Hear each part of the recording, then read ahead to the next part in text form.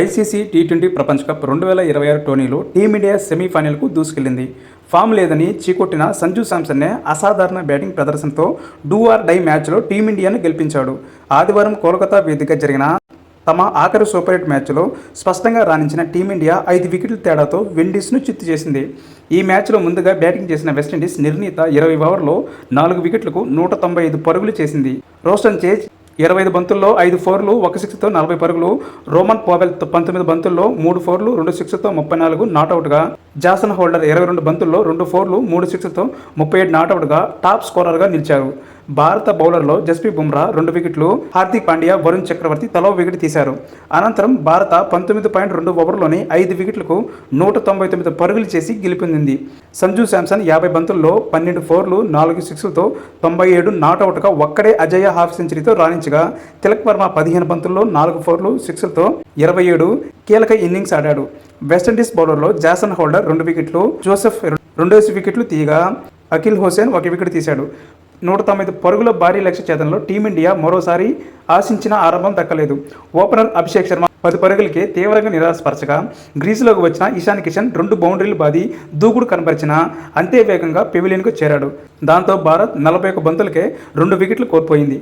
అయితే ఒకవైపు వికెట్లు పడినా మరోవైపు సంజు శాంసన్ తనదైన శైలిలో చెలరేగాడు. దాంతో పవర్ ప్లేలో భారత్ 2 వికెట్లకు 53 పరుగులు చేసింది. ఒకవైపు కెప్టెన్ సూర్య ఆచితూచి ఆడిన సంజు భారీ షాట్లతో స్కోర్ బోర్డును పరుగులెత్తించాడు. ఈ క్రమంలో 26 బంతుల్లో 6 ఫోర్లు 3 సిక్స్లతో సంజు హాఫ్ సెంచరీ పూర్తి చేసుకున్నాడు. సూర్య కూడా తన ట్రేడ్ మార్క్ ర్యాంప్ షాట్తో సిక్సర్ తరలించి జోరు కనబరిచాడు. 58 బంతుల భాగస్వామ్యంతో క్రీజులో సెట్ అయిన ఈ జోడీని జోసెఫ్ విడదీశాడు. సూర్య 18 పరుగులకు క్యాచ్ అవుట్గా పెవిలియన్కు చేర్చాడు. క్రీజులో తిలక్ రాగా టీమిండియా పరుగుల వేగం కాస్త తగ్గింది.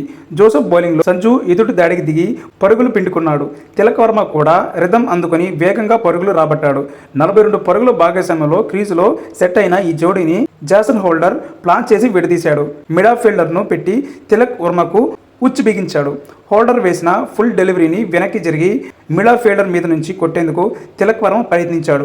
కానీ గాల్లోకి జంప్ చేసిన హెట్మయర్ బంతిని అద్భుతంగా అందుకున్నాడు. క్రీజులోకి హార్దిక్ రాగా సంజు మూమెంట్ దెబ్బతినకుండా జాగ్రత్త పడ్డాడు. రొమారియో షఫట్ వేసిన 12వ ఓవర్లో హార్దిక్ పాండ్యా ఇచ్చిన సునాయాస క్యాచ్ను ఎక్స్ట్రా కవర్లో హోల్డర్ నేలపాలు చేశాడు. ఈ అవకాశంతో అతను దూకుడుగా ఆడాడు.